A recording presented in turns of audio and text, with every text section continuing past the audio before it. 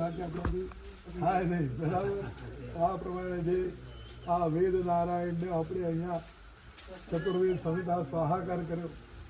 વેદ ભૂમિ છે એ વેદ ભૂમિ કરવાનો એમનો સંકલ્પ છે. એના માટે નિમિત્તે આ થયું છે. અને એટલે યજ્ઞનારાયણને પ્રાર્થના કરી છે કે યજ્ઞપતિને યજ્ઞને અને અમારા બધાનું રક્ષણ કરો. એટલે ફરી ફરી બધા બ્રાહ્મણો આવશે અહીંયા. અને અહીંયા વિદ્યાર્થીઓને પણ પાઠશાળા ચાલુ કરવાની છે. વેદાભ્યાસ હંમેશા થવો જોઈએ. વેદનો ઘોષ થવો જોઈએ. વેદ આપણા આદિ છે. બરાબર. વેદાક્ષરો આપણે કહી ના.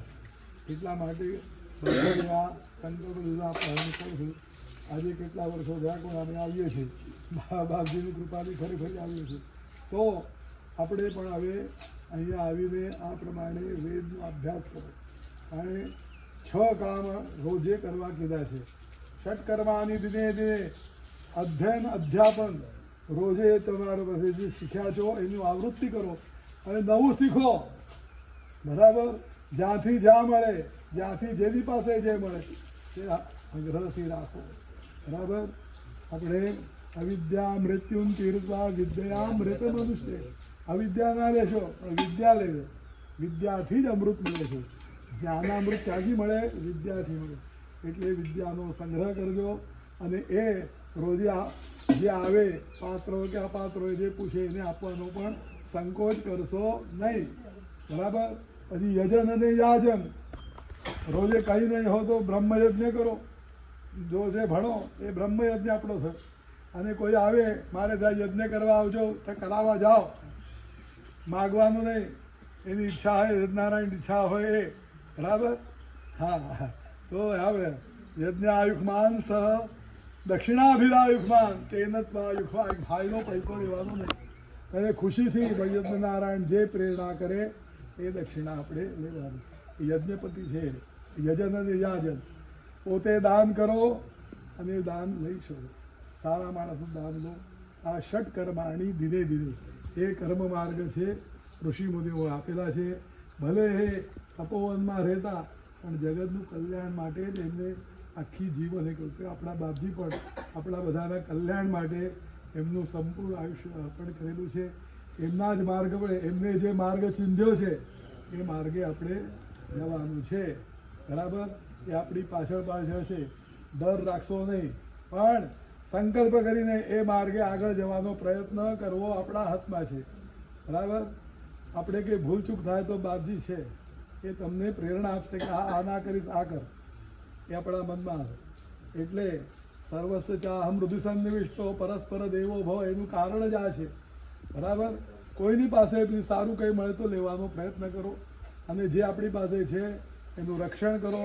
અને જે કોઈ આવે એના માટે આપવાનો પણ પ્રયત્ન કરો. બરાબર. એ જ આપણે અહીંયા સંદેશ લઈને આપણે જવાના છે. અને આજે અહીંયા પાટોત્સવ થયો ભગવાનના એ નિમિત્તે આપણે બધા ભેગા થયા છે. એ બધા બોલો સહનાવવતો સહનૌ ભુનક્તો સહ વીર્યંકરવાવહૈ તેજસ્વિનાવધીતમસ્તુ મા વિદ્વિષામહે. કોઈનો દ્વેષ કરવાનો. ઓમ શાંતિ. ઈશાવાસ સુખદેવમાં કર્યું છે. જો સાવાદિત્ય પુરુષા સો સાવહમ. એ તેજ જે છે તે જ આપણામાં છે. બરાબર. અને એ તેજ પ્રમાણે એ ગુરુ મહારાજની પ્રેરણા પ્રમાણે સત્કર્મમાં અને સદમાર્ગમાં આપણે ચાલવાની આપણી ફરજ છે. એ ફરજ કોઈ દાડો ચૂકશો નહીં. બરાબર. એ જ આ સંદેશ છે. બાકી હું તો ભાઈ સામાન્ય નાનો માણસ છું. જે કોઈ હોય તો આપણે મહારાજ ગુરુજીની ક્ષમા માગું છું. અધિકાર વગર આપણો વ્યાસ ને અમારો યજ્ઞ કર્મ છે. ષટકર્માણ દિને કરવાવાળા છીએ. એ અમે તમારે આવા ભાગ લીધો અને સારી રીતે અમને પણ આમ પુણ્ય મળે છે. આમાં સેવા કરવાનું ફળ મળે છે. અવધૂત એટલે જેવી રીતે આ રામનો સેતુ બાંધવા માટે. બરાબર. એવી ખિસકોલીએ પણ એક કણ પણ લઈ ગઈ.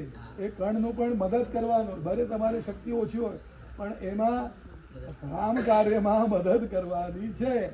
એમાં આગા પાછળ મારા શું થાય માં એવું નહીં જે થાય તે કરવાનું છે. હા, એટલે કુર્વન્નેવેહ કર્માણી જીજીવિષે શતમ સમાહ. કર્મ કરતા કરતા આપણે 100 વર્ષ જીવીશું, એના કરતા વધારે જીવીશું, પણ કર્મ છોડવાનું નહીં. બરાબર? કુર્વન્નેવેહ કર્માણી આપણે વેદની આજ્ઞા છે એ આજ્ઞા પ્રમાણે આપણે ચાલવાનું. વેદ નારાયણ અવધૂત વેદક્ષર પદ ભ્રષ્ટ માત્રા